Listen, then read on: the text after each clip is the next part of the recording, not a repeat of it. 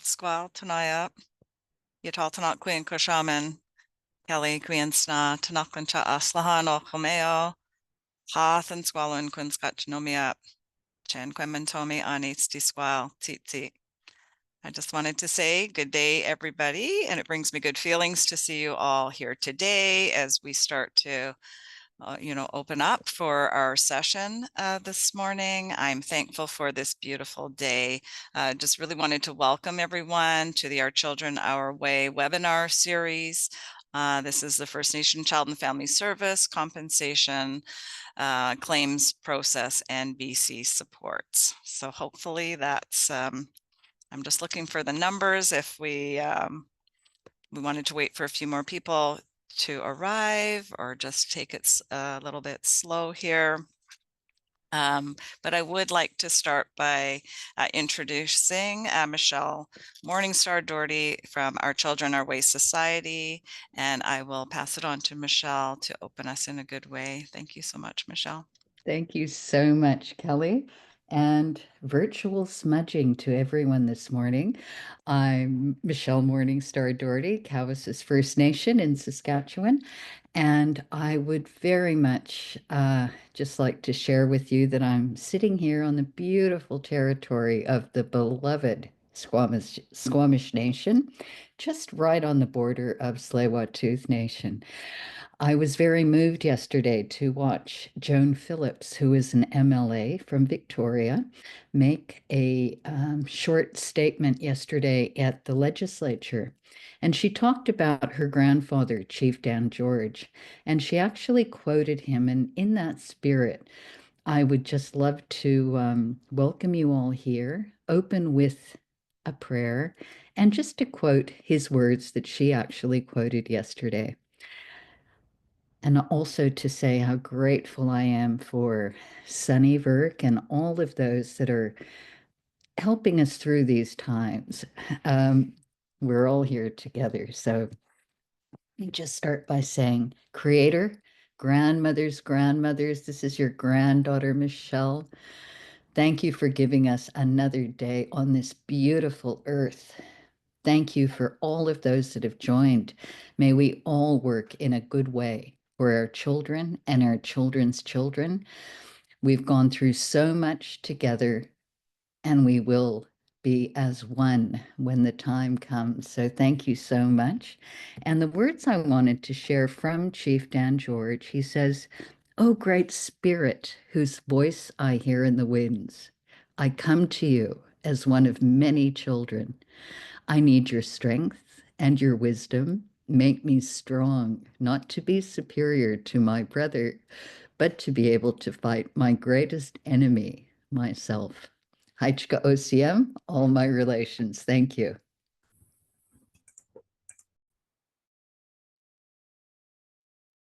Thank you so much, Michelle. That's one of my favorites of quotes from Chief Dan George, and just makes my heart just swell. So again, good morning, everyone. No Chapman Wadahath. I'm Kelley McReynolds, and I'm coming to you from our village of Hamilchiston in Squamish. I'm the executive director for Ayás Mom and Child and Family Services for the Squamish Nation, as well as for our People Services. And I was going to say, how many years experience I've had in doing this work here, community development. I could just say a lot, right? But I've been one of the directors and working here more specifically at the Squamish Nation for the last 17 years, and just looking at just how important this work is that we do, as Michelle was opening us up, and the importance of working in a good way, and good heart, good minds, and really the importance of being so grounded in our sacred relationships and our wise practices. And for us here, it's ensuring that it's being understood through Squamish lens. I'm also one of the executives for Our Children, Our Way, and that's the BC Indigenous Child and Family Services directors that represents the 24 Indigenous Child and Family Services agencies in British Columbia.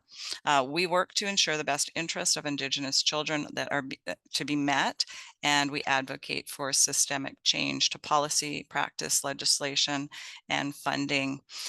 Some of the work we do is really addressing the issues that have province-wide impact, with a view to providing this collective Indigenous voice centered on the well-being of our children, youth, and families.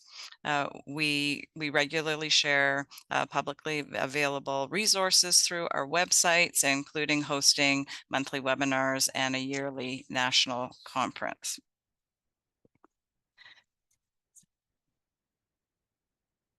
Okay, so I just wanted to speak a little bit first about introducing the topic for this morning. So First Nations Child and Family Services Settlement, Claims Process in BC, Support and Background. So the First Nations Child and Family Caring Society and the Assembly of First Nations filed a human rights complaint against Canada in 2007. So the complaint was substantiated nearly a decade later when the Canadian Human Rights Tribunal, CHRT, ruled that Canada had discriminated against First Nations children and families through its flawed and inequitable provisions of First Nations Child and Family Services. So then the CHRT found that Canada had long been aware of the discrimination and of its adverse impacts on children, including the delays and the denial of critical services and the unnecessary removal of our children from their families, from their communities and cultures. And so then ordered Canada to compensate the children and the families who suffered this discrimination. So we raise our hands to all of those who have worked tirelessly in the fight to compensate, and including the representative plaintiffs in the class actions, the representatives from the Assembly of First Nations and the Caring Society. So this morning we've got just do an overview of the agenda. Each of the presenters will introduce themselves as they come up, but we've got a presentation from Deloitte. We have a presentation from the Public Guardian and Trustee. We have a presentation from Scw'exmx Child and Family Services, the youth perspective from Crystal Lewis, and then we will have a question and answer period as well. So a little bit of housekeeping notes as we get started. All registered participants in this webinar will be added to the Our Children Our Way distribution list. And we do have two, a BC specific and a national list. And through that, you'll receive updates on future webinars, conferences, and any news releases that we have. So if at any time you want to unsubscribe, it's easy to do. You just click unsubscribe, and that would be on your email. So this webinar session is being recorded and it will be uploaded to our Children Our Way website. As I said at the end, the question and answer period will be done after all the presentations, and questions can be submitted in the chat box, and we'll monitor that and we'll bring forward any of those once all the presentations are complete. All right, so I would like to welcome our panelists and start off by welcoming Jeannie and Betty, who will do our first presentation. Thank you.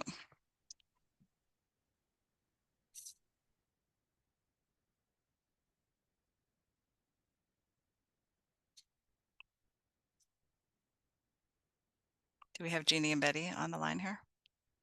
Yeah, Betty's here. Oh, there. Okay. Waiting for Jeannie to say hello.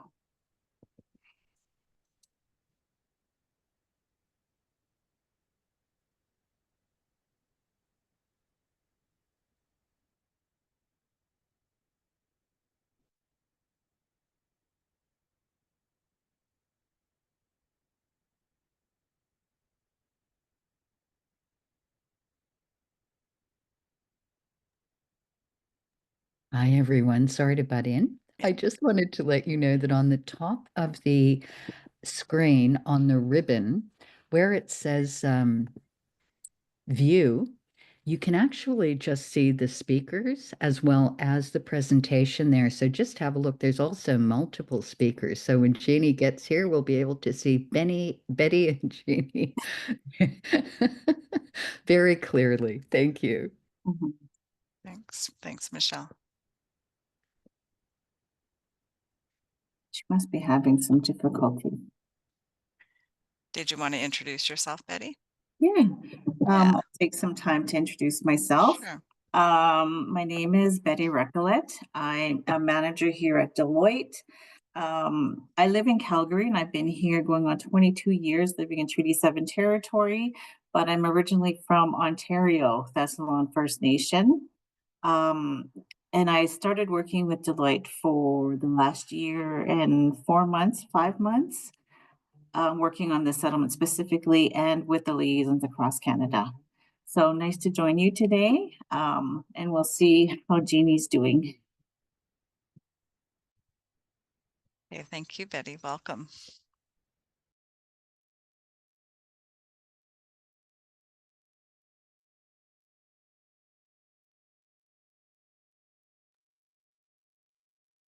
Wondering if Jeannie might be having some audio issues. I see two of her on our Zoom calls. Maybe we can give it a minute, and perhaps if more time is needed, Sunny, maybe we can switch and start with you if that's okay. Yep, for sure. Okay, so we'll start with that. Yeah, so just welcome Sunny Virk, and Sunny, please introduce yourself. Thank you, Kelley, for the introduction, and to both you and Michelle for starting us off in such a good way today. Before I start, I just want to gratefully acknowledge that I am attending today from the unceded and shared territories of the Musqueam, Scw'exmx, and Squamish First Nations. Office located in what's known as downtown Vancouver. Also, great thanks to the folks at OCOW for organizing this event and bringing it together so quickly. So I really appreciate that. And for those who I haven't met before, my name is Sunny Virk. I am the Executive Director of Child and Youth Services here at the Public Guardian and Trustee. I've been in that role for the last few years. In that time, I've been fortunate enough to work with partners from community and nations to support the return of jurisdiction, and we're working towards adapting our PGT property guardian services to be more culturally inclusive and collaborative. So again, thank you for inviting me to this table to discuss the PGT's actions with respect to the First Nations Child and Family Services class action and our role as property guardian today. Again, the focus of my presentation isn't necessarily about the details of the class. Really appreciate our colleagues from Deloitte being here to speak to those pieces, as they are the experts around those, but rather I'll be speaking more on the PGT's role as property guardian and how we can work effectively with frontline care teams so that we can support the youth for whom we're responsible in relation to this class action. And so, just I mentioned earlier, again, the PGT is not the class administrator. We don't know all the rules and intricacies around the class. So if there are questions around those types of things, we really recommend folks do connect with the class administrator to validate things directly. So just a bit of a starting point there. I'll jump right in to the next slide, please. So before I go too far along, I thought it might be helpful just to remind folks a little bit on how usually the PGT is involved with children, youth, and care. So as property guardian, PGT is responsible for protecting a child and youth's legal and financial interests. We're most commonly property guardian due to a continuing custody order being granted. And whenever there's a CCO, we're always the property guardian by fact of that CCO being issued. Less frequently, we can also be specifically named on a temporary custody order, could be property guardian in specific circumstances where the personal guardiancy needs to involve us. So we can also be property guardian under agreement with a nation. So where a nation has exercised jurisdiction and they would choose to keep the PGT as property guardian, we can remain in that role as well. So as property guardian, we apply for financial benefits, entitlements. We try to protect the legal interests of children and youth for whom we have authority. And applying for class actions falls under that umbrella of responsibilities. So Where we are property guardian, we will apply for class actions on behalf of a young person and try to work with the personal guardian to do that effectively and support them through that process. So next slide. I won't spend a lot of time on this. I know that Betty and Jeannie will cover this on their presentation. Folks are aware of the compensation, that the base compensation is starting at 40,000, might be more depending on the number of eligible claimants. Key point I want to highlight here is that no payments will actually be made to minors. Again, all payments will happen once the youth reach the age of majority in their respective jurisdictions that they live within. So there will be no payments prior to 19. So really our focus on the property guardian side is really supporting with the applications and the preparation for those payments being made eventually. And folks will know that the application window did open March 10th for the first two classes. Next slide, please. So this really speaks to the application process and how PGT is interacting with that, and how our PGT application processes will intersect with the application process generally from the claims. So again, I just mentioned that the claim window opened March 10th and will remain open for years to come as young people who are eligible to file a claim reach the age of 17. So 17 is the earliest an application can be made. And then it stays open, that window for that individual stays open for up to 3 years after the age of majority.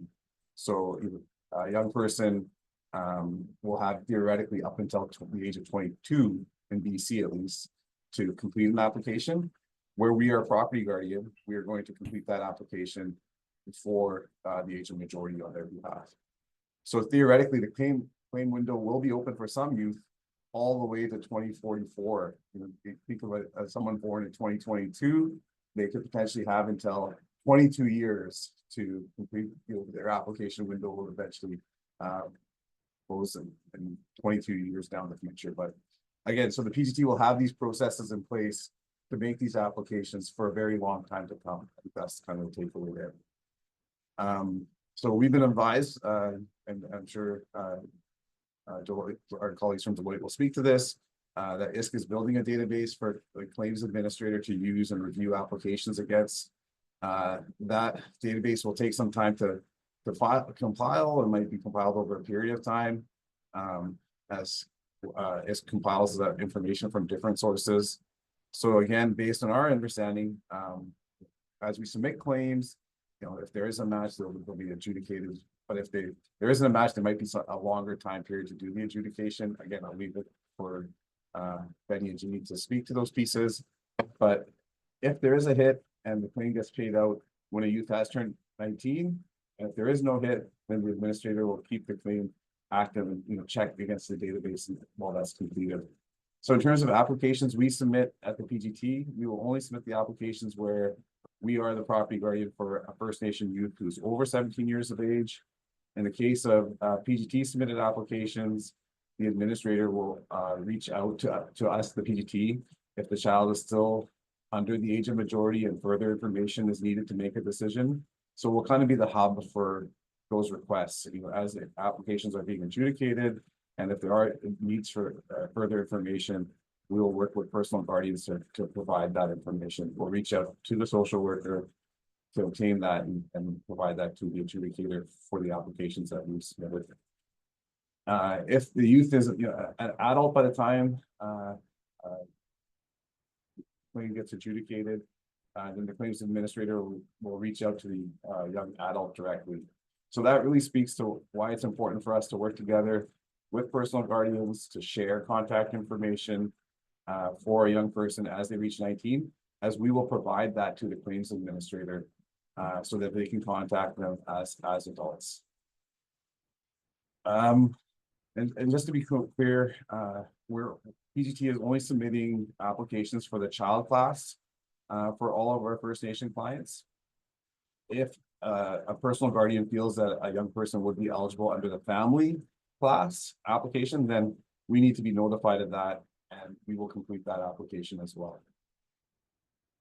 Another key piece to note, again, is the PGT is only applying when we are property guardian. So MCFD and ICFSAs will need to consider children and other care arrangements, as the PGT will not be property guardian and will not complete applications if we aren't property guardians. So for example, the PGT is not able to complete applications for adults on youth agreements over the age of 19. Just as one example, something to keep in mind. Next slide, please. So we're starting this catch-up process in terms of completing applications, because obviously some youth are already over 17 and closer to 19, and we're trying to complete and document those applications for all of our First Nations property guardian youth who are between the ages of 17 and 19, and then develop a regular ongoing process to complete and submit applications monthly as youth turn 17. So like I said earlier, this will be an ongoing process for us to complete these applications over a very extended period of time as young people hit that 17 age mark, and then we'll continue on a monthly basis submitting those applications. But first, we got to catch up on the large cohort of youth who are already over 17 up to 19. So we're trying to support a streamlined application process for these youth, and we're not conducting any kind of pre-screening with our co-guardians. We're really wanting to wait, save our energies or collective energies for reviews that will be required when, for example, if there is no match in the class administrator database, and there are further requests for information from the class administrator to provide information, that's where we're going to reach out again to personal guardians to try to gather that information together to support those applications. After applications are submitted, we'll work to connect with the social workers, for these children and youth. We'll try to share information on the class that confirm an application has been submitted. We'll try to obtain that post-majority contact information, such as like physical address, general contact information, to share with the administrator, and then also share the administrator's information with the youth, so that everybody knows the status of the application being submitted, and that if it's not adjudicated prior to 19, to provide that contact information for the young adult to then follow up as needed. As mentioned earlier, we will continue to liaise with the administrator and provide additional information and contact information as requested. We have created a bit of a resource document that's been circulated to personal guardians, which kind of shares information on our role and activities. Our goal, we shared that with OCOW and the ministry for distribution to their frontline staff. So hopefully folks have seen that. And if there are any questions, folks can reach out. A final note on this slide, just really want to make it clear that our processes to identify our client base for who we're making these applications really flows from the social workers. So we have a monthly report that comes to us from the ministry, which contains information from the ICFSAs as well, which is pulled directly from ICM, which contains the Indigenous identity information of the youth for whom we're property guardian.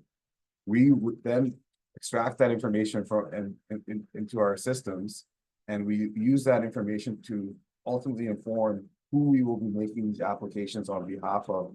So again, it really speaks to making sure that the information in ICM is correct and up to date, as that will be the automated process that will kind of follow for us to pull out the youth on whose behalf we will be completing these applications. And it really comes down to that Indigenous information, identity information, ancestry information that's recorded in ICM. So I just really wanted to highlight that as well.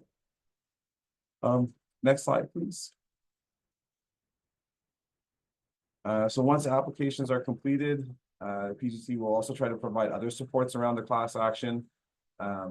So our staff will not only reach out about information about the application itself, but will also offer information about our other services, including our post-majority trustee service to the youth via their social workers. So the post-majority trustee service is a voluntary service that allows the claims administrator to send the funds directly to the PGT when authorized by a youth. And we can hold those funds up until age 27 with the youth's consent. As part of that program, we offer individualized financial wellness and planning for a young person. And even if regardless if a person doesn't want to take up the post-majority trustee services, we will also offer financial wellness information and resources to any of the youth on behalf of who are making these applications. And that includes offering direct conversations with the youth around financial planning and wellness if the youth so desires that. So again, we'll try to have those conversations and connections through the social worker to make those offerings of those services if they're so desired. We also have a financial facilitator who can travel across the province and can offer highly effective workshops to groups of young people around financial wellness.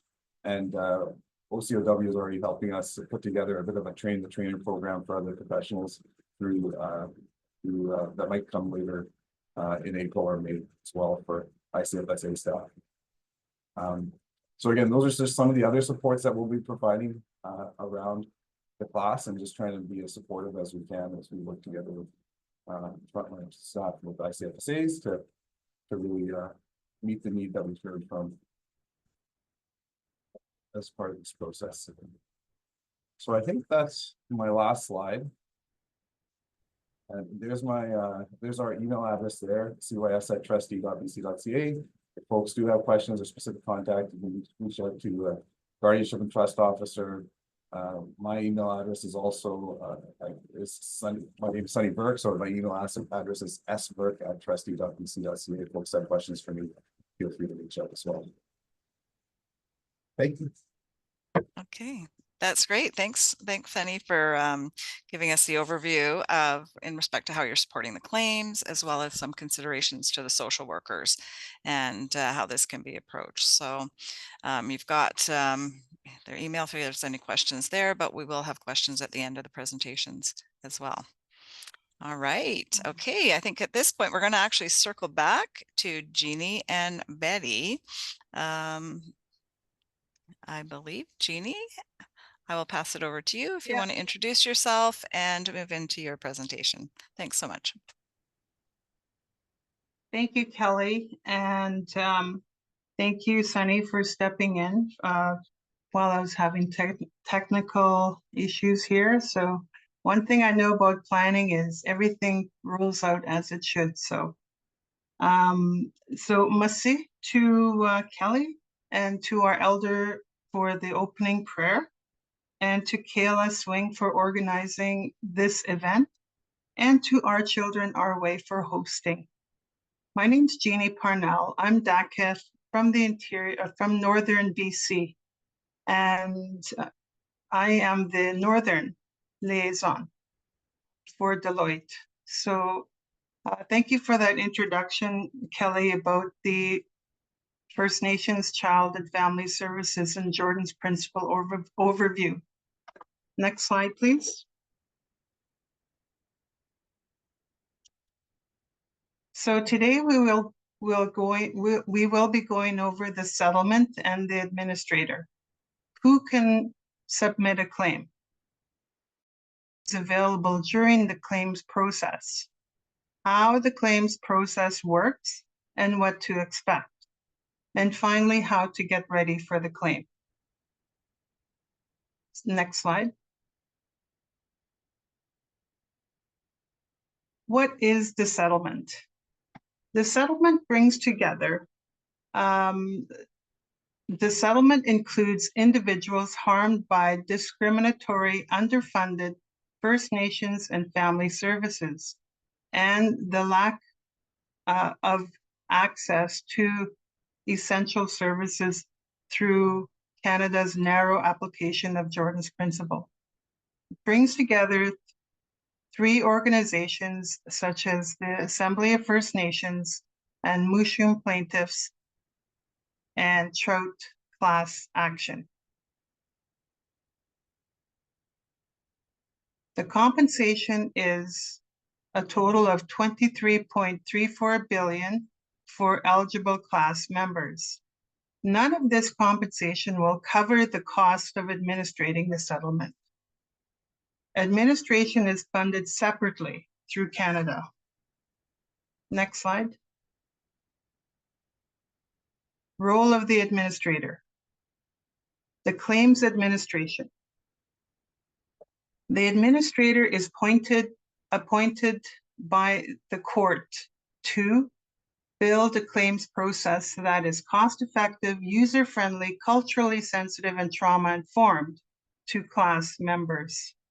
Ensure First Nations point of view, expertise, and cultural knowledge are a part of the claims administration process. Share the communications about the settlement and potential claimants. Report to the Settlement Implementation Committee on the progress and any issues. Provide supports to claimants during the claims process. Manage the claims process to ensure claim forms are complete, determine eligibility, and pay compensation. Next slide.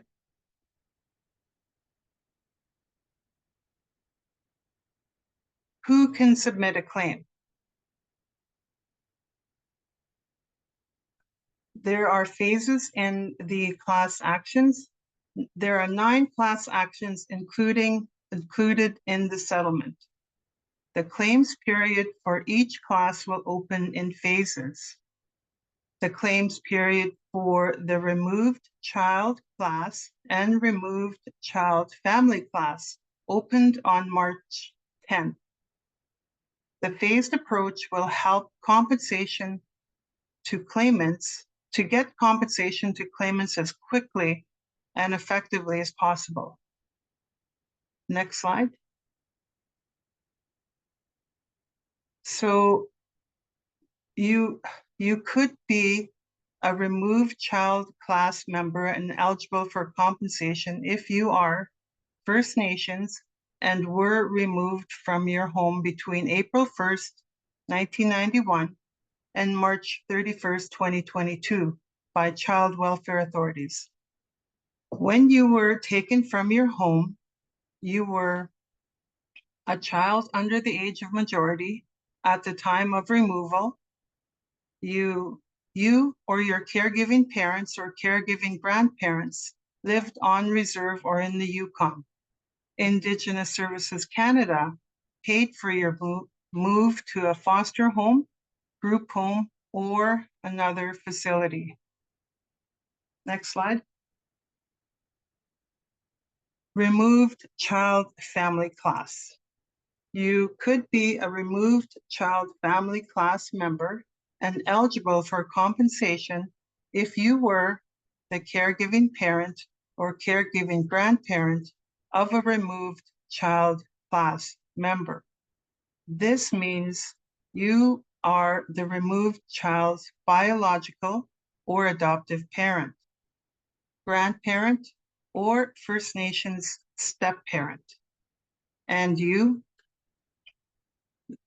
lived with and were responsible for the child when they were removed from your care. Were the caregiving parent and caregiving grandparent from whom the child was first removed. Did not commit abuse as defined by the settlement agreement that resulted in the child's removal. Next slide. Available supports.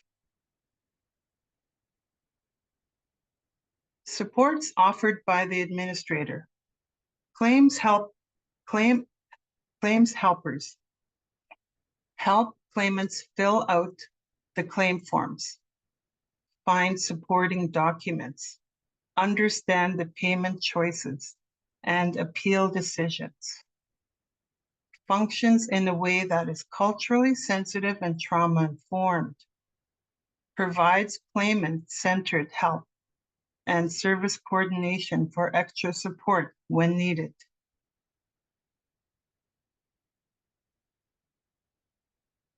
The claims support model is guided by a set of 4 principles. preserving claimants' dignity and respect through their experiences. Recognize the healing journey, focusing on individual empowerment, representing the First Nations diversity. Next slide. Claim support roles. There are 4 administration teams. First is a contact center. Second is a liaison, regional liaisons, which is what I do. Third is the claims helper, and 4 is the service coordinator, all of which I'll get through in the next 4 slides. Next slide. So first we have the contact center. The administrator's contact center can answer questions about the settlement, the claims process, and the claim forms. For class members who need additional help, the contact center can direct them to a claims helper. Class members can call the contact center at no charge by calling 1-833-852-0755, Monday to Friday, 8 a.m. to 8 p.m., excluding holidays. Class members can also email the contact center at generalinfo@contact.fnchildclaims.ca. Next slide. So next we have the regional liaisons. In each province around Canada, there is a regional liaison. There's 2 in BC, 1 in the south, 1 in the north.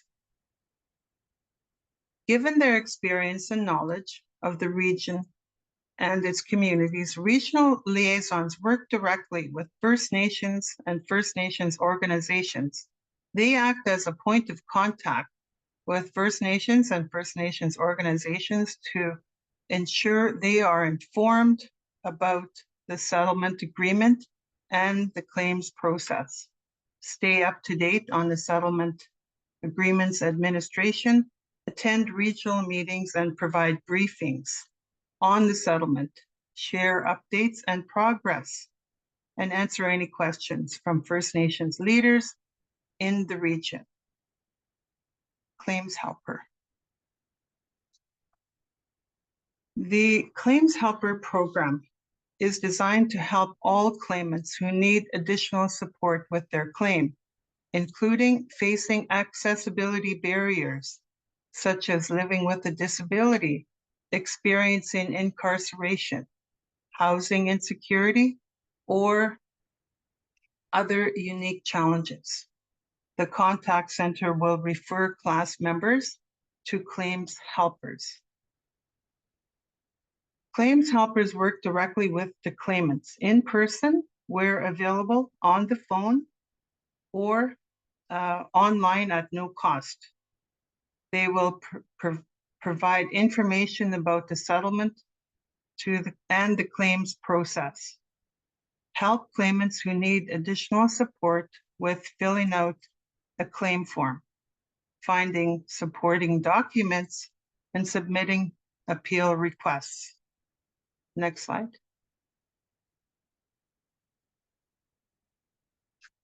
Service coordinators. If a claimant needs specific services, a claims helper can connect them with a service coordinator who can help them get those services. Claimants who need extra help can get individual support they need. Support does not include diagnosis, professional counseling, or clinical care. Service coordinator, regional managers work in designated regions to understand the local needs, find services, manage service coordinators.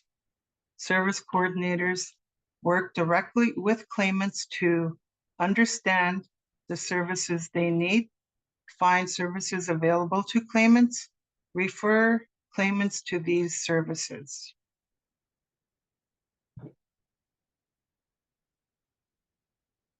So the claim support process. This process map shows how claimants can be referred to supports and services. The claimant can start by going to the website or calling the administrator. If they do not need claim support, they will go, you will fill in and submit your claim form or finish the appeal process. Submit form and all required documents, and it's done. Or if the claimant finds they do need support, they will go to the administrator contact center for help with your claim form and ask any questions about the claim. The administrator will refer the claimant to the claims helper.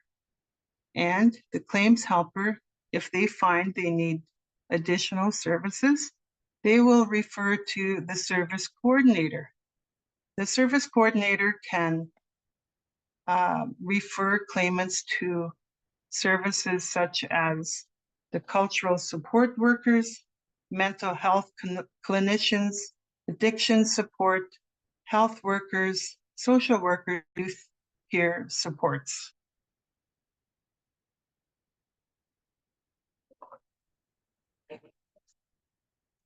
Claim process and expected timelines. So for the removed child class and family class claimants process, there are 5 steps, and we'll go through individual steps. So first, the claimant submits a claim form. Second, the administrator reviews the claim form for completion. And is it before the deadline? Third, the administrator determines eligibility. 4, the claimant receives an eligibility decision letter, which may include approval of eligibility, denial, inconclusive of eligibility, which will result in next steps to be considered. If needed, the claimant can appeal at this. Compensation if eligible. Eligible claimants inform administrator how they would like to receive their compensation, either by direct deposit into a bank account in their name, which is preferred, or a mail check. Next slide. Claims process notes. Under the settlement agreement, claims submitted by family class members will not receive a decision until after the class member's ultimate claims deadline, which is, this will be after a 3-year claims period and 1-year extension period. And this is for the family class members. Should claimants wish to file an appeal after the decision, they should do so within 60 days of receiving a decision. Next slide. Compensation. Compensation amounts and timelines vary by class and circumstances. Base compensation for removed child class may be up to $40,000. Base compensation for removed child family class varies. If eligible for multiple classes, claimants will receive a higher single amount for which they qualify. Compensation amounts will not be stacked or combined across classes. Next slide. How to prepare.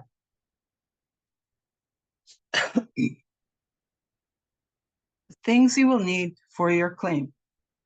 For all classes, you will need an updated mailing address, a valid bank account, government issued ID,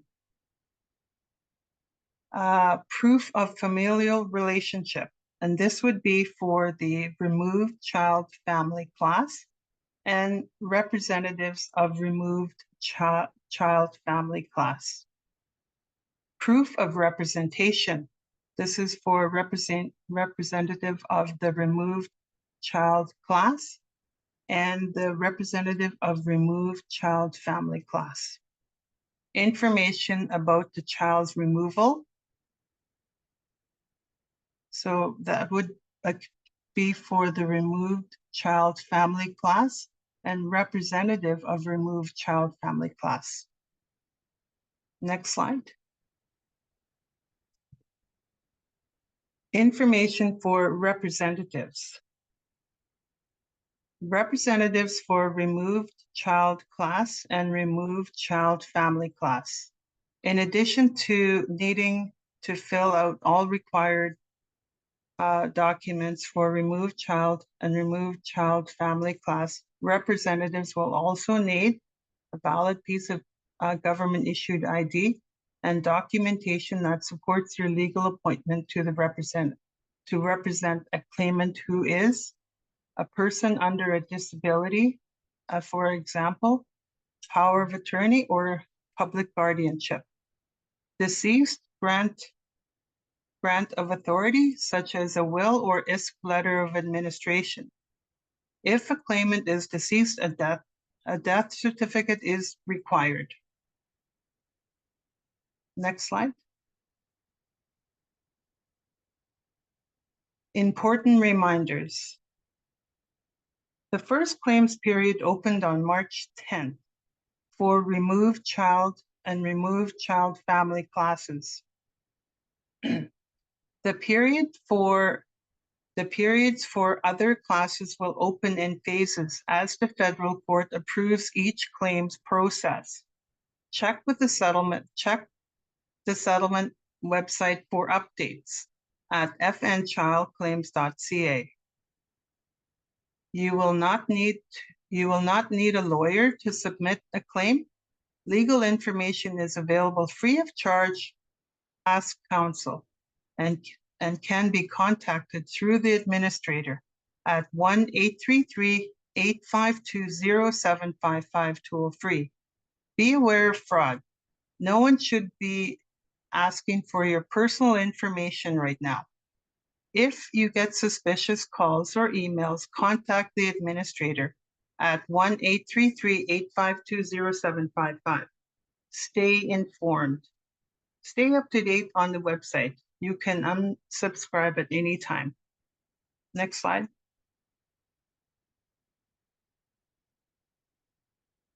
Wellness supports. There are free mental health counseling and crisis supports available to class members 24 hours a day through the Hope for Wellness helpline. Contact the Hope for Wellness helpline at 1-855-242-3310 or through the online chat at hopeforwellness.ca. Counseling is available in English and French. Children and youth can also call the Kids Helpline at any time at 1-800-668-6868 or text First Nations at 686868. Next slide. So we're going to be saving questions to the end, and I'd like to thank you for listening to my presentation today.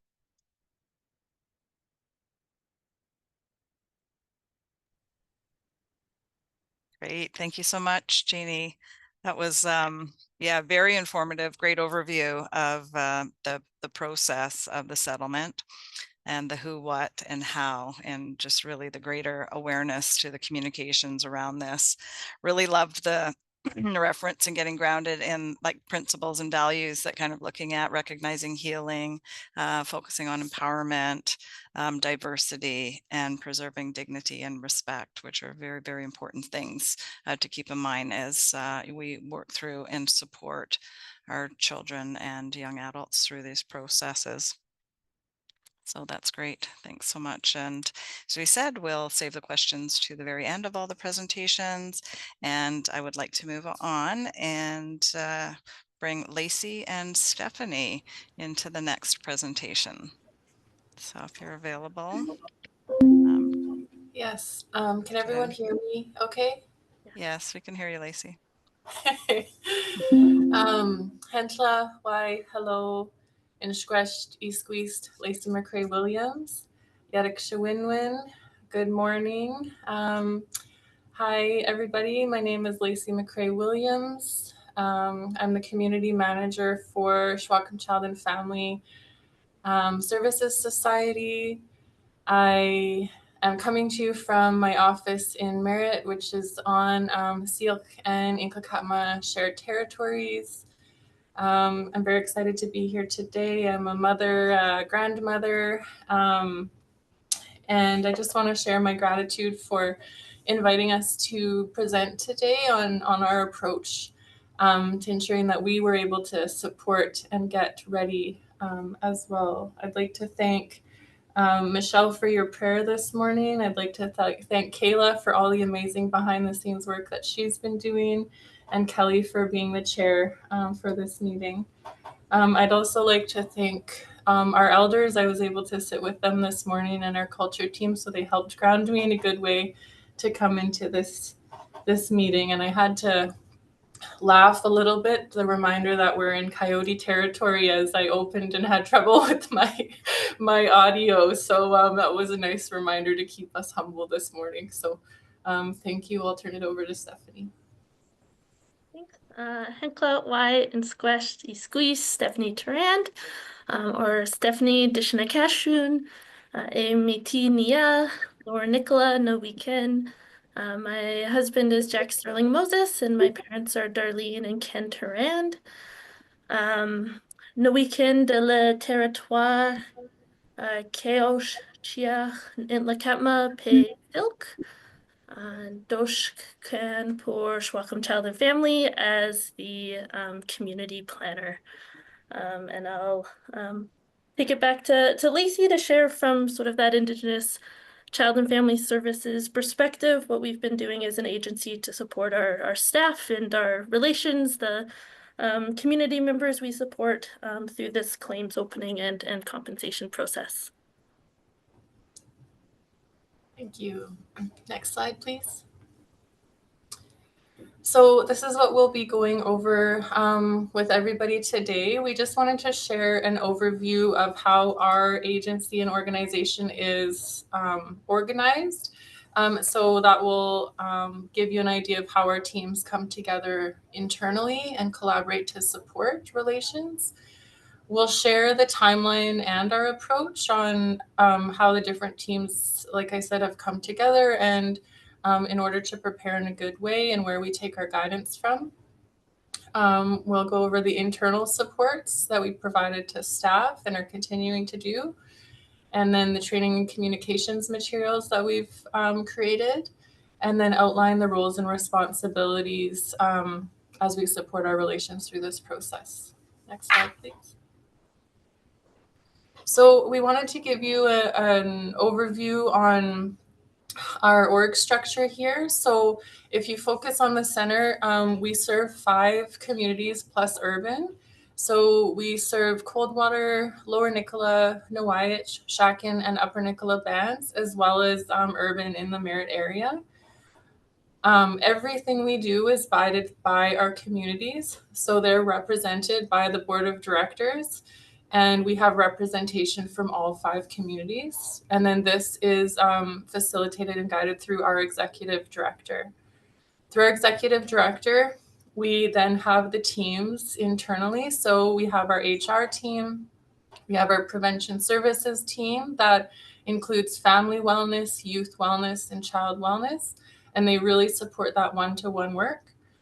We have our infrastructure alignment team, so that's more of our back end, our operations, our administration, and finance. We've got the community team, which Stephanie and I are a part of. So we support community prevention workers, boots on the ground, in primary prevention mostly. community planning and development, that's sort of our area, and communication. So really ensuring that what we're sharing is being understood and heard in a good way. Then we have our culture and language team, and within that we've got our traditional counselors, resident elders, cultural coordinators, and our delegated services team. So community navigator and intake, reunification and family services, as well as a caregiver team. So I'll be speaking to this structure in the next slides. Next slide, please.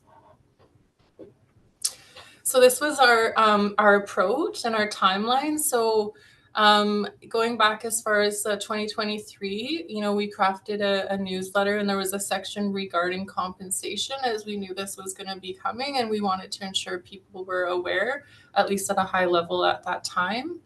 In 2024, there was a flyer that was included in our newsletter out to our communities. And then we really geared up at the beginning of 2025. We had a request that came in from one of our communities directly through the community team, almost as a referral. And they wanted to better understand how we were going to be supporting this in collaboration with the communities. So from there, through that one community that asked for that support, we then did a call for questions to the 5 communities that we serve. So we wanted that to inform a meeting to understand where the gaps and questions were coming from, to really craft the information that we were going to provide. So that was sort of the end of January there. From that, we pulled our teams together and we started to create an internal work plan to identify roles and responsibilities between the teams. We pulled an all communities meeting together, which our teams were represented at, as well as the communities. And that's where that draft work plan was created. February 19th, we also did a presentation to our senior leadership team to inform them of the process, the information that was being presented through Deloitte and the First Nations Child's Claim website, and really tried to pull as much information together as possible. From there, we also created a 2-page fact sheet because we were realizing there was information in a variety of places and there was still a lot of questions. So Stephanie will speak a little bit more in detail to the materials that we created, but we really wanted to understand if someone was reviewing this 2-page fact sheet, they needed to see themselves in it. So were they a child? Were they a caregiver? Which class would they be coming to? So that's how we crafted that. We also created a training video for all of our staff, and we even had it was a mandatory training video to watch, and then ensure that their leaders and the teams had watched those in preparation to support our relations. And we have ongoing follow-up meetings now. So really, as we move through this process and we learn more, we're making sure that we're staying updated. Next slide, please. So as we came to learn, obviously within the work that we do, we're an Indigenous organization, and the majority of our staff are First Nations and Indigenous. So there are staff who are eligible for this. And so we really wanted to ensure, as we were coming up to this March 10th opening, we were starting to hear that people were becoming triggered, and it was very, it was heavy. It was really heavy for a lot of people. So through our cultural team, through our HR team, and through our community team, these are the supports that we started to provide the week leading to the March 10th opening, the weeks after, and we're still providing these supports. So through our cultural team, went harvesting and supported in collecting juniper for juniper wash, sitting with the elders. Resident elders were available for smudging. Traditional counselors were on standby for staff, and through our HR department, we actually have contracted counseling services in-house. So they were available and they could be reached directly as well. They're trained in critical incident incident training and trauma-informed training, and just really ensuring that staff knew there were ongoing supports available. And then again, the communications materials that we created. So video training that's recorded and can be played back. The 2-page fact sheet, as we noted, ongoing follow-up meetings between our teams, and work planning to really support as we learn as we go. We also tested, as soon as it came open, we tested the email and the administrator, and we did report that we got about a 1-day turnaround. So that was nice to see. And was just starting to share what that process looked like. So next slide, please. Okay, so Stephanie will go into more of the detail on the information that we've shared. And we did share one of the documents, so we would be happy to share that with those on the call too if they're interested. Okay, over to you, Steph. Thanks. So as Lacey said, I'm going to speak to some of the communications we developed regarding the compensation. So as noted in that timeline, we began doing putting out information in our newsletter back in September 2023. And at that time, we also started to have some of those conversations with our communities at our band rep meetings and one-on-one, along with talking to our new staff during our orientation week. Just reminding them that this compensation was coming up and to keep it in mind during, their work planning and things and preparing for that claims opening time. We, in our fall 2024 newsletter, included some of the materials that was starting to be posted on the First Nation Child Claims website. Again, just to make sure it was on people's radar. And then, as Lacey talked about, this fact sheet that we developed, we included that in our March 2025 newsletter to let people know about the claims opening. So this fact sheet was developed a week or two before the claims opening there on March 10th. And then, as Lacey mentioned, it really showcased what the differences are for the different classes and what you need to do differently to get ready. So it highlighted within the child class, what are some of those things you need to prepare, making sure you have proper ID, mailing address, those things within the family class, and then within the personal representative. So if you're going to be applying on behalf of someone with a disability or who is deceased, some of the other materials you might need. And then on the back side, we just included some of those frequently asked questions just to give people some more information, and then directed them, of course, to the First Nations Child Claims website to learn more. So this was distributed to our staff, to our designated First Nations representatives, and in our newsletter. And some of our communities also shared this within their own nation social media. So ensuring that got out to more of our community members. And we'll try to attach it in the chat later if you guys want to take a look. We also developed that internal training video. So this was sent to all staff on March 10th. Overviewing the claim process and then how to navigate that updated First Nation Child Claims website. We noticed when on March 10th, there was suddenly, all those new resources and things with the claims portal opening. So we did a real quick information gathering, understanding, and sort of recording ourselves going through it to be able to share that to our staff members to ensure they have a good understanding of what was going on. And as Lacey mentioned, that was for all of our staff to watch. It was just under 20 minutes and ensured everyone was informed about what was going on. On social media, I mentioned we shared our fact sheet. We've also been sharing some of those Facebook resources that the First Nations Child Family Services Settlement Facebook page has been putting out there. So resharing some of those little information videos. And then within our work plan, so continuing to update that and ensure our staff and our communities are aware of sort of the actions we're taking and how we can work together to provide those wraparound supports for our community members. Next slide.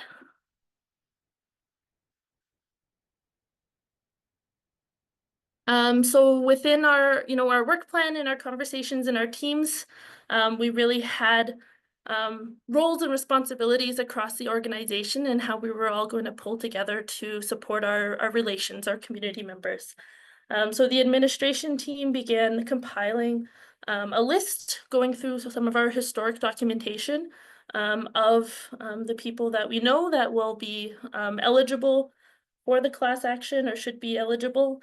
That list was then shared with our prevention teams. So they're going through that list to determine which of those eligible community members we are currently working with. So they're going to be starting to do some outreach to those community members to let them know about the class action opening.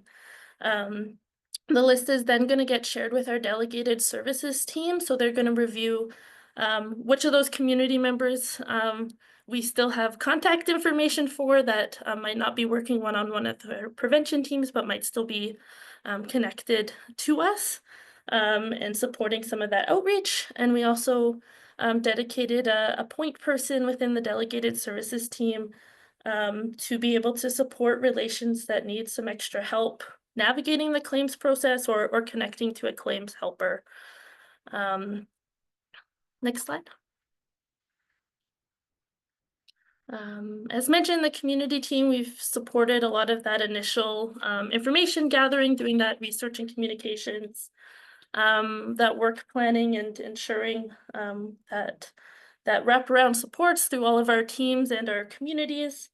We're going to be supporting the delegated service teams. It's a tongue twister. Our delegated services team in outreaching to our communities, especially for those that we might not still be connected to, that we know might be eligible. So working with our communities to figure out how we can get the word out to their community members. And then, of course, providing that ongoing community support. So we help support with some of the planning and implementation of those primary prevention programs in community. So being able to continue doing some of that planning with them on what types of programs we might want to develop that can target or address some of those potential impacts of the compensation. So things like, financial literacy planning or other extra wellness supports during this time. As Lacey mentioned, we had our culture and language team support us with our medicine and our smudging support. So we had Juniper available to all staff or to be able to gift to our relations. Our elders do smudging in our offices 2 or 3 times a month and is able to provide one-on-one support for our staff as well. And then we've had our elders and our traditional counselors, really aware and there to support our staff during this time. As Lacey mentioned, our HR team has been, ensuring those resources are available for our staff mental health support. And then all of our staff were really responsible in being informed and ready to support if needed during this time. So next slide. And that's it for us. Thank you. Great. Thank you so much, Lacey and Stephanie. That was very, very helpful. Really, thank you for sharing that, the planned and thoughtful approach and the supports and the training, very organized and being able to be resourceful with all those things that are out there to share and really support people through this process. So thank you again. Okay, so we will move to our next presenter, who is fellow Squamish Stolmoth, Crystal Lewis, who is one of our Children Our Way youth representatives. So Crystal, take it away. Good to see you. Good to see you, Kelley. Thank you, our Children Our Way Society, for having me as a speaker to speak to my experience. Thank you, Kelley, for moderating this wonderful panel, and to all our presenters today. I'm really grateful to each and every one of you for sharing your knowledge. So to introduce myself in a good way, Crystal Queen Sna, Crystal Queen and not my help Queen Quishamin, late Elizabeth Lewis, A. Esteban Marcia, biological parents Quemas Touch, Tinachan Flaw went to Ochamel, A. Stohomer Stamoch, Tinachan Flaw, Tinachan Flaw, Western Remote A to T to Portland, A. Semiamu, A. Katesi, Stamoch, A. Ochamel, Chinquintomi up, Chinquintomi to A to T, Chinquolnate to Crater, Chinquolnate, or Eos Chinsaquitos. So just really recognizing my ancestors and the village and the people where I come from. I come from Wallenty Village, which is in Squamish Valley. I grew up as a former youth in care myself. I come from the Squamish Nation, and just recognizing my late biological parents. And I currently work as a junior policy analyst for our Children Our Way Society. I'm the elected BCFN youth representative. So I was elected by various chiefs from across BC for my position to represent and advocate as a voice with and for youth across BC.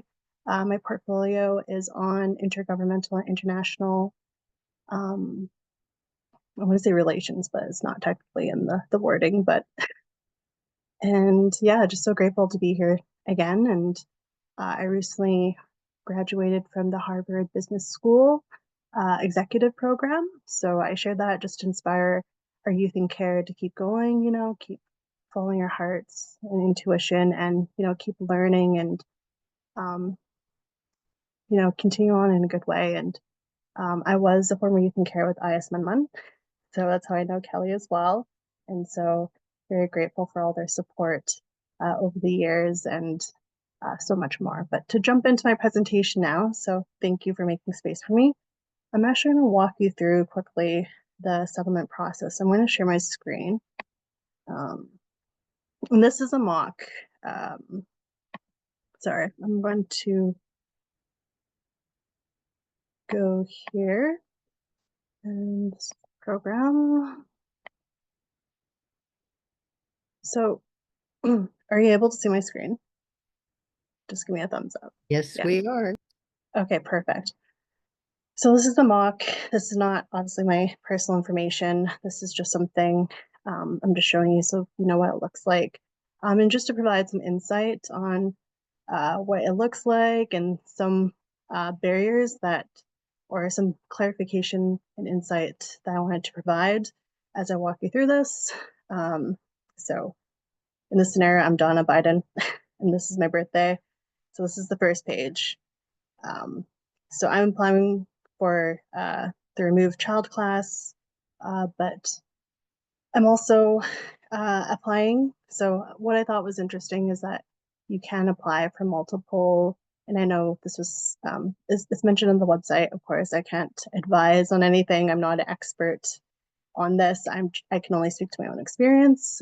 Each case, of course, is going to be very different, along with the circumstances, but I can only speak to mine as a removed child class claimant. And so this is what this would be. There's two. So before this, you can apply for two different areas. So it's this, and there's also like the, being a representative and, applying for someone else that may have passed away, and as a representative. So this is the first one. Just put your name, your birthday. So far, so good. The next page, they ask for just your status number. This is not, again, not my actual status number. This is a fake one I just made up. And I think what's great is that throughout like the claims process, they have, if you need support, listed on each page, which is right here. It gives the number for, claim support, legal support, and more importantly, like wellness support. And it just gives you like a brief, you know, summary of like, you know, what the status card looks like. This is fake again, mailing address. And I'm going to come back to this after I walk you through the process and some of my thoughts around the mailing address of things to consider, I think, in improving the experience and just taking into consideration of, you know, harm and again, I can only put myself in, you know, other people's shoes. And just things I'm thinking about of, you know, what could potentially help relieve stress and issues that may arise from this experience. But so it does give you like the mailing address again. I put for mine my caregiver's address, and that's only because I don't know if I'm going to be moving until I hear back from them. So that's just something I wanted to consider. So I don't know if there's any kind of specifications around this, but that's what I put on this number. That's my actual email address. So, but this is what I want to bring attention to actually. So when it comes to the ID area here, so on the actual website itself, it mentions that you need to have photocopied ID.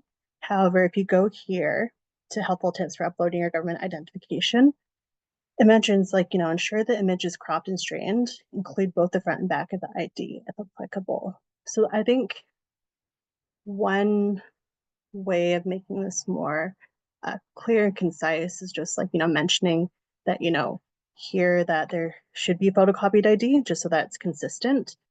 Just because I think, you know, when you say ensure the image is cropped and straightened, I think there could be barriers unless, let's say like you're allowed to take a picture and then just like, you know, print and save it as a PDF and then like save it as like one page, if that makes sense.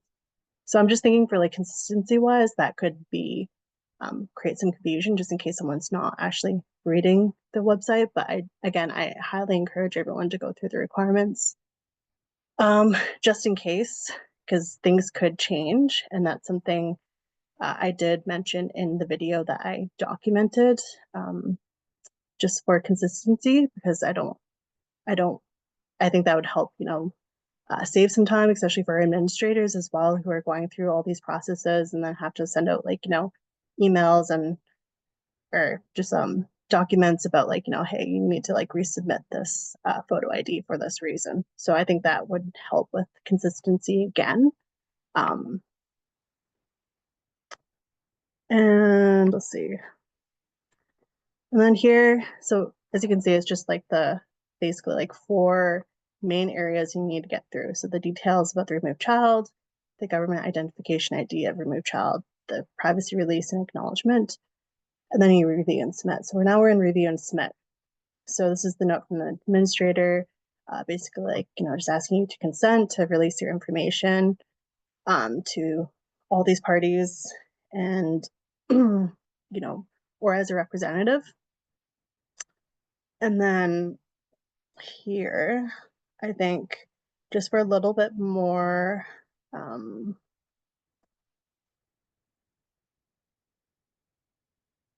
clarity, I think it would be helpful if there was more clarification around my authorization remains in place for the duration of the term of the settlement agreement and may be revoked only upon my written request to the administrator. So I think give them a little bit more clarity, and if you can, like provide a time frame of like, you know, how long this duration is necessarily, I think would be really helpful for a lot of people, including myself, just to really grasp the full picture of like, you know, authorization and duration. But other than that, the last thing that I really wanted to highlight as well when it comes to submitting the claim itself was here where it asks for your signature and says where a lawyer is present, the claimant must sign. So I know we mentioned a little bit about like, not needing a lawyer and, but you can get legal advice. I think this gets a little bit confusing. So I think there needs to be some more clarification around where a lawyer is present around this, and like, when a lawyer is not needed necessarily, especially like accessibility wise, just because obviously not everyone's gonna be able to go and see a lawyer or afford a lawyer. And, what does that look like when trying to access a lawyer? Like, what is that step? Like, are you supposed to send this information in and have it like someone overlook it? So I think that just needed a little bit more specifications around that to make it a little bit more tangible, but also more digestible. So now I'm going to stop sharing my screen. Well, actually, no. Wait, let's go back to the main page.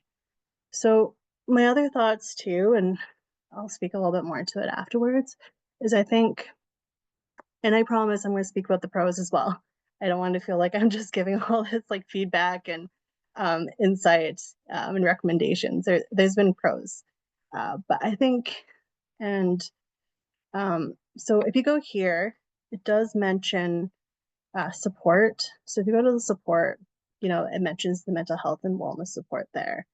But I think what would be even better, in my opinion, is just if we had like it just kind of right across the screen here of like mental health support. So it's like more accessible. And so you don't have to go searching for the support button to find it, just so that it's there, it's accessible, it's on each page of like, of each tab, so people know and can see that button. But I'm going to stop sharing my screen and speak to some of the other things I've really considered as well. So 1 second here.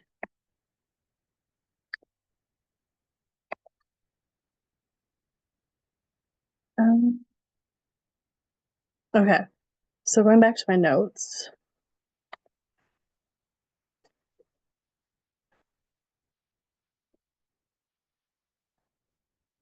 So the pros, I am happy that there is cultural safety training and wellness supports mentioned and included and listed on their website and within the claim process itself.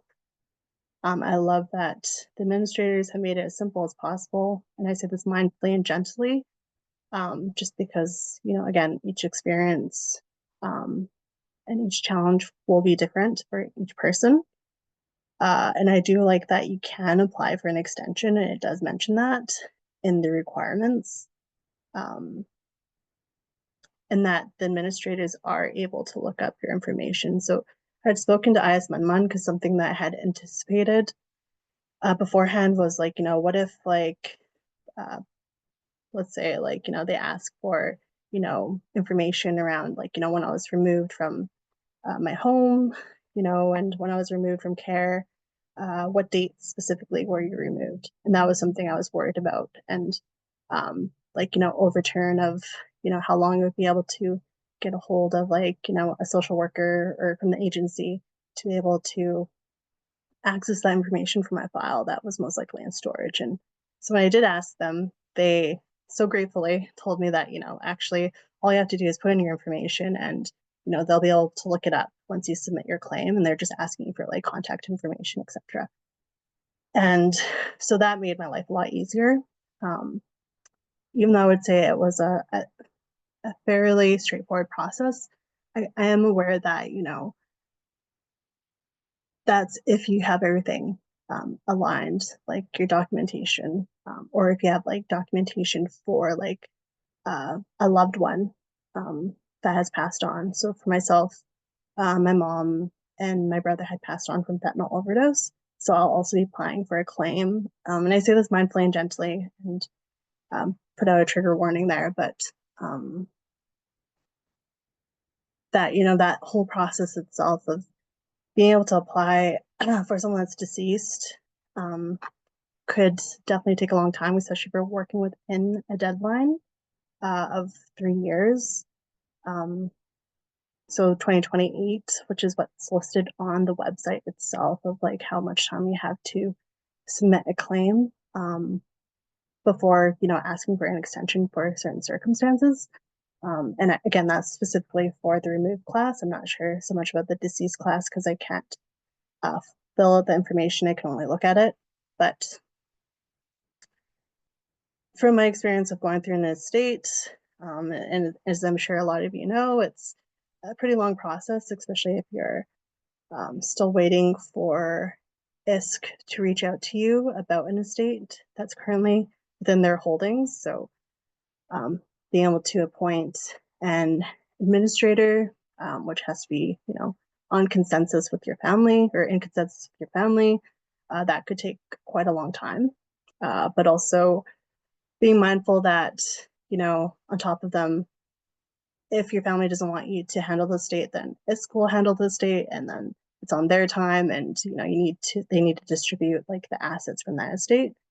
So, that can take time too. That could take another year. So we're talking like 2 years possibly, if at least. So, just realizing that, that 3 years for the deadline is going to vary depending on the circumstances that most likely might be out of your control. And then another thing to consider too is that children that might not have necessarily close relationships with their biological family and be able to access documentation if they're like an heir to this estate, or whether it's gonna be difficult for some people to reach out to the biological families for various different reasons. So I think there should be like representatives there to help support people through that process as well, just to make it a little bit easier in navigating, because again, there's so many circumstances that can arise from this, and that's just a few that come to mind. But again, I'm not an expert, I can't advise anything, but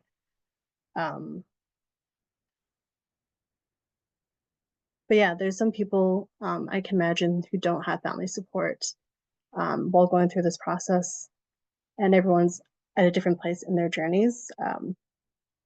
Again, some people might be filling out multiple applications depending on the circumstances and might have to go through the experience twice. So I think, there should be an easier way to combine this instead of making them have to go through this experience multiple times, which can be very triggering for some. And I don't know what the solution is. I would have to think about it a little bit more, but I think if there's a way to make it so it's not 2 different application processes, I think that would help reduce some harm.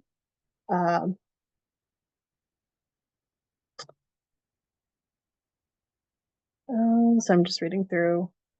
Another challenge too, and this is something I'm speaking with COW about, is just like being able to if it's hard to access like family medical history, for some this will be challenging to really get access to a deceased family member's information.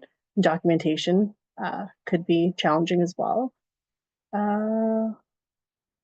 And I would love again to see mental health support be displayed on each page, ideally highlighted on each page of the website, and not just within the claim process. I think that would help make it more accessible. Excuse me, I need to take a drink of water, but and I think another key aspect would be noting that there should be an advisory to share, like a disclaimer to share the information and have someone as a representative you feel safe with. So for instance, like if you have a family member that's acting on behalf as a representative, you might not feel safe with them, but maybe you feel more safe with them than someone else from like legal or any kind of reason like that. I think that should be made clear on the website that if someone's going to be representative, take that into consideration, that it's someone you feel safe with, and how can you be safe about selecting a representative. Going back to the main page here.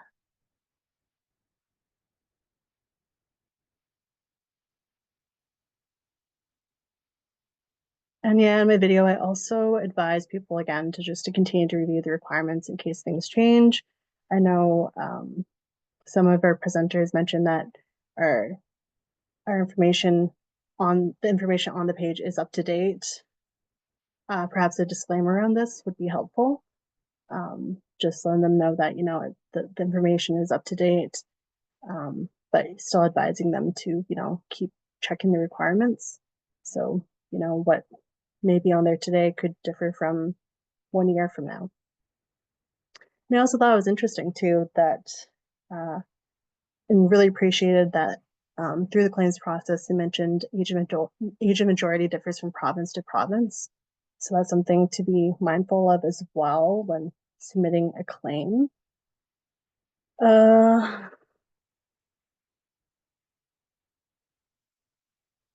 And then what I did see from applying for a deceased is like, again, on top of having to go through the whole ISK process of like, you know, being appointed as a representative, which it does indicate when you go through that claims process for that class, of having to be like an appointed representative of the deceased person.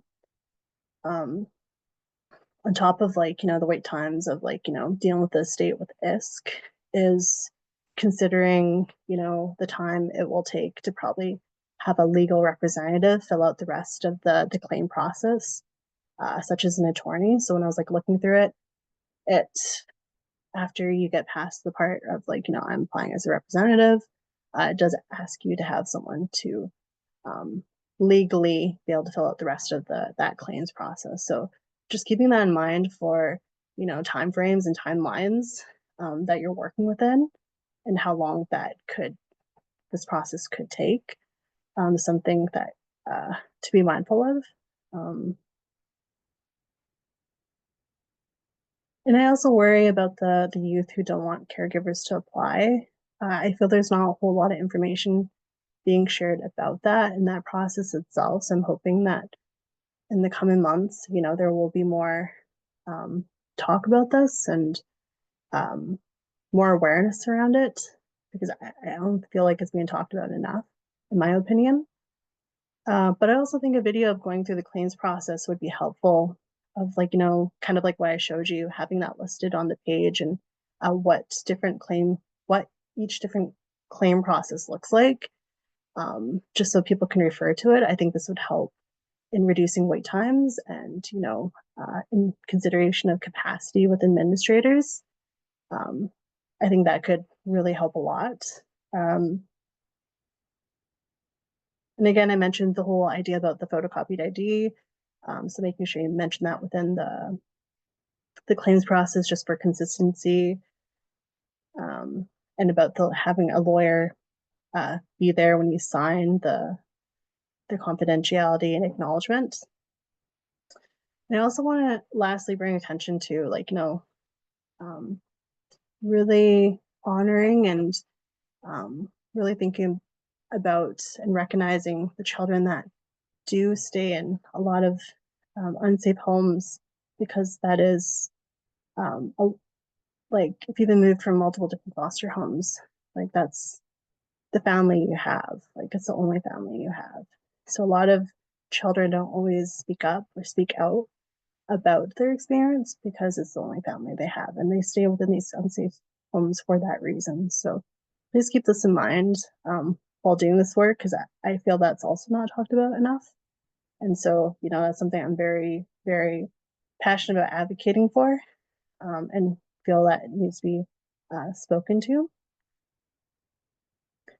And then the last few things I wanted to mention too was just, and I know some people had asked questions about this as well, is just recommending sending their mail elsewhere than their caregivers. So if they're like living with their caregiver for any kind of circumstance, for whatever reason,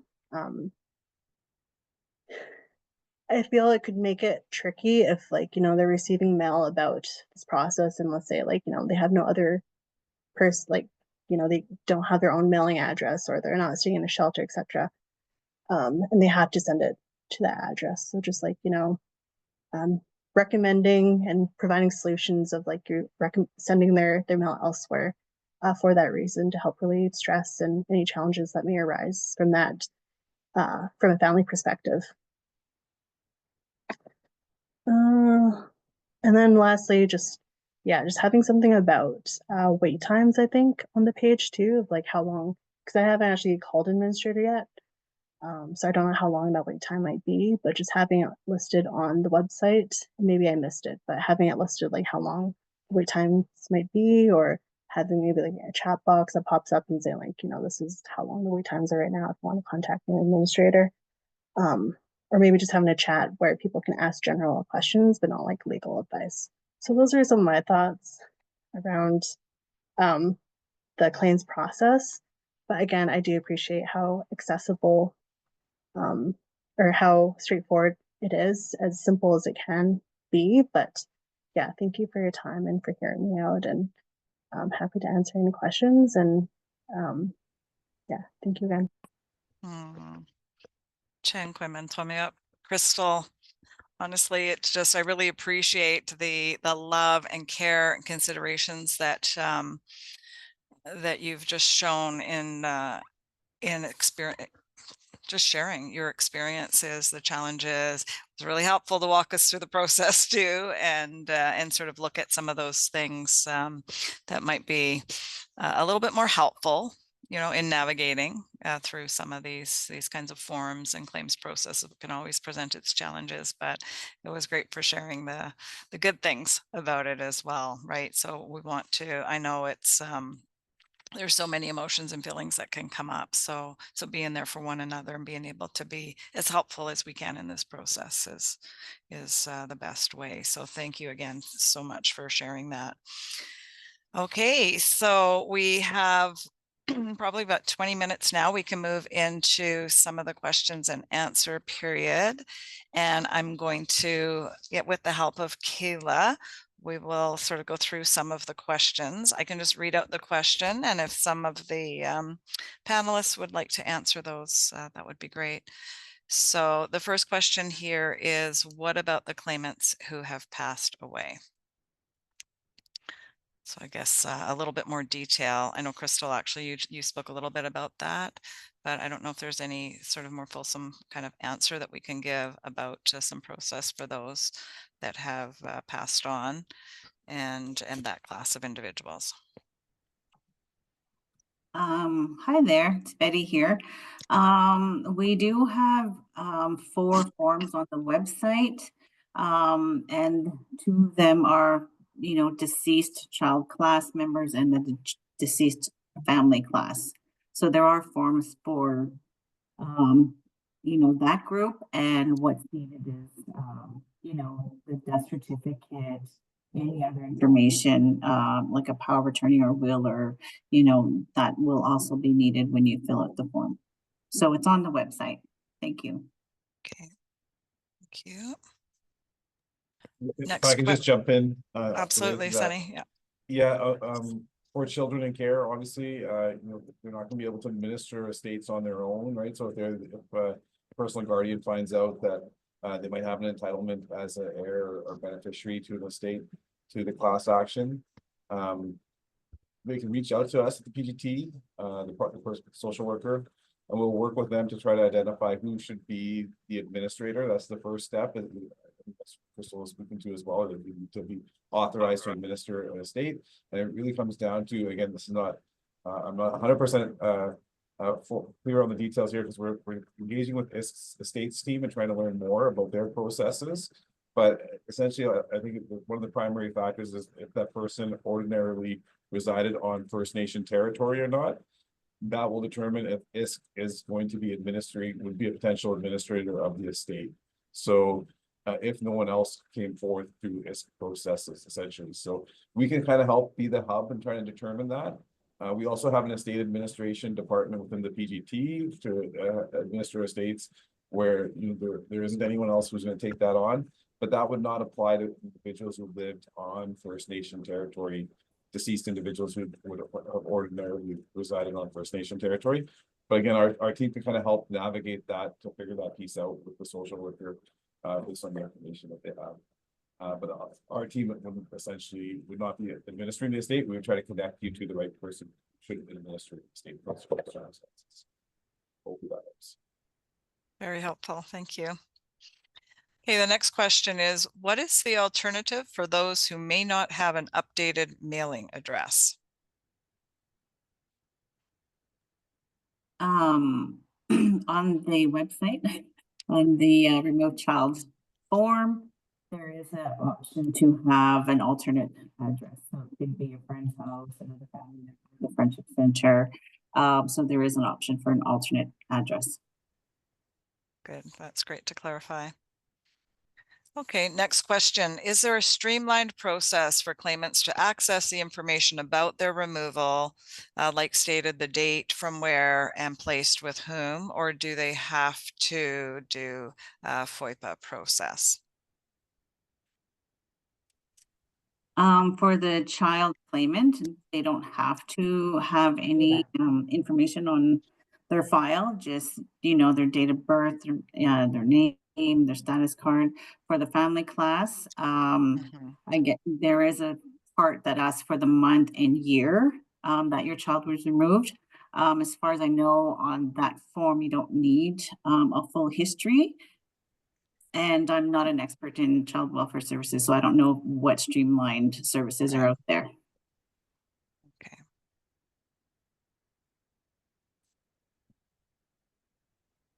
Right, we can go to the next question. The child removed became a parent while in care, and their child was Fatima, and my son has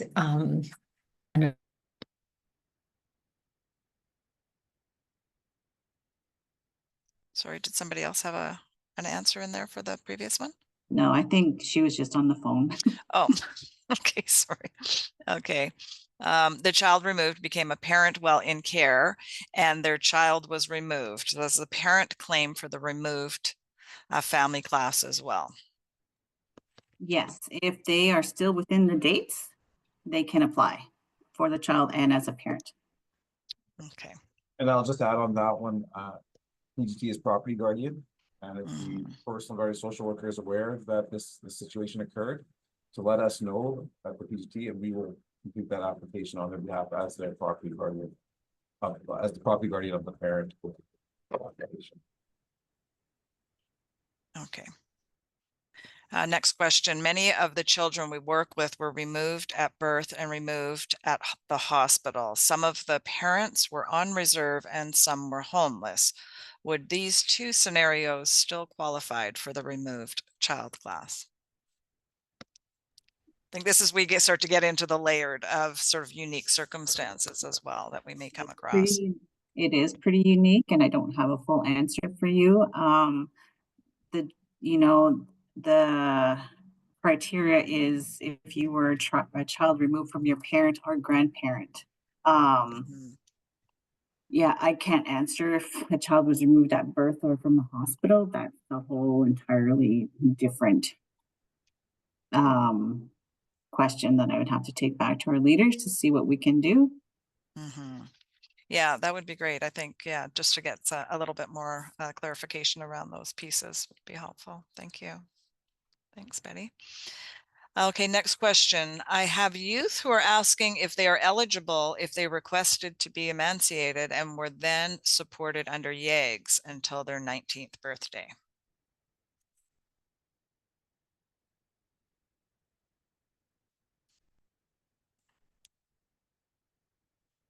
Maybe just jumping in there really quickly, and maybe it's not might not be the right person to answer the question, but at the end of the day, the payments won't be released until they're 19 at the earliest anyways. So being emancipated would result in them obtaining the funds earlier anyway, if that's what they were thinking. I'm not sure if I understand the context of the question, but well, I think because they weren't then removed from their parents by the ministry, right? So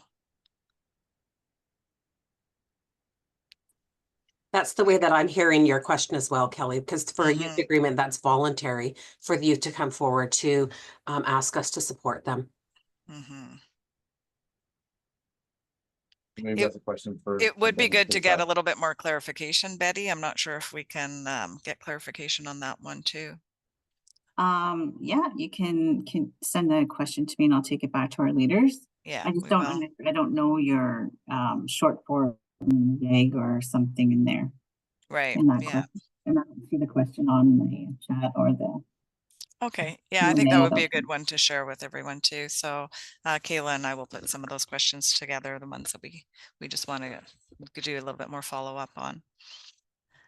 Okay, the next question. Our office received a call from someone who said that they were being asked to provide documentation for their ministry records to support their application. Will this be required of some or all claims applicants? If so, how will applicants be supported to gather this information? Again, the claimants don't need to know their file. Just for the family class, they just need the month and year. I don't think they need the whole file. So I'm not sure what, who is this person and what exactly do they need and why do they need the information? I don't know.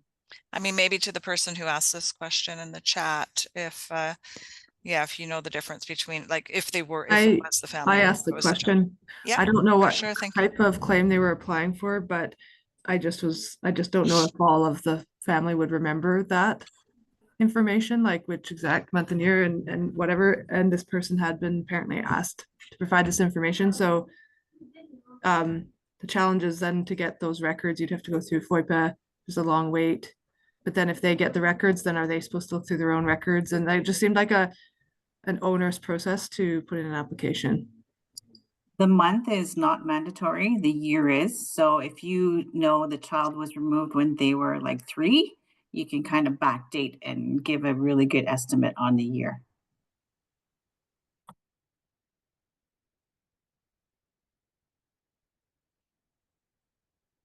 Okay. Can I just add another question related to that? Sure. Okay, so June? well, like Sunny had mentioned that the directors will be pulling a list for the children that were in care. Is that list already with you guys for the process on approving the forms? You're discussing the ISK list that we have to provide clarification if a child is put in care. Yeah. And if ISK paid for it. That's not available to anybody. We had to get, court approval to use that list. And the only reason we're using it is because ISK kept pretty good records on payments, on money coming in and out. So that was one of the reasons why this was an idea to use the list to help verify children in care. Okay, yeah, no, that answers my question. I just wanted to know if you guys already had the list. Like, I wasn't asking for the list, just so we know that if, like how Cheyenne was saying with the dates, then you guys would have the supporting document to look back.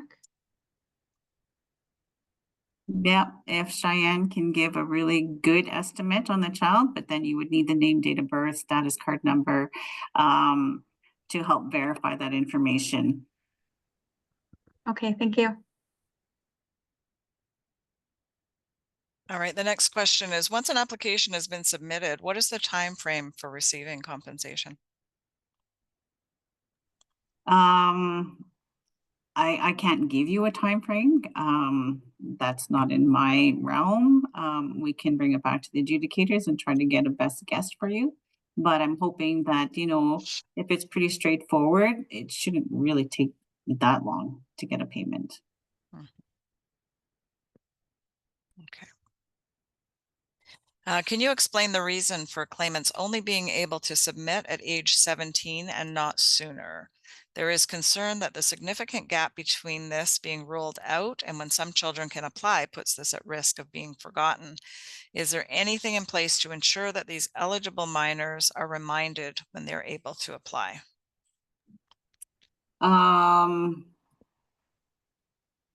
No, the settlement agreement is allowing for anybody 2 years before age of majority. So in Alberta, it's 18. I guess in BC, it's 19. So you have 2 years to apply. The only way that a child can apply any earlier is if there is a medical reason or terminal illness or something happening, they would be able to apply under special circumstances. Is there a reminder? I don't know, because I don't know who's going to apply or who needs, who falls under this agreement. Okay. Are there plans to increase advertising for the claims opening and ensure more eligible community members are made aware of the compensation? Yes.